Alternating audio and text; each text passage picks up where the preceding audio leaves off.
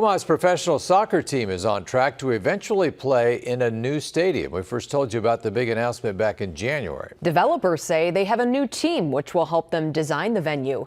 Our Johan Marin has the story.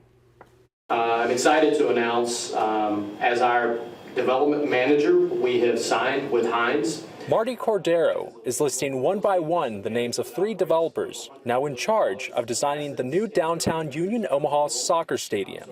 We want to be very clear. This isn't just about building another sports venue. It's a new 18 mixed-use development that will include the stadium, retail spaces, and apartments. We saw what the project could be back in January, but the new design team tells me we should need new renderings soon. Today will be more than just a soccer stadium. It will be a community neighborhood or a new community area in town. It's very exciting for us, and Omaha has been one of those cities that is known for supporting sports and supporting entertainment. The project has a price tag of $60 million. It will be funded through public and private partnerships, but Cordero says the future is clear. We're excited about the future of Union Omaha, but not only that, starting a women's team as well.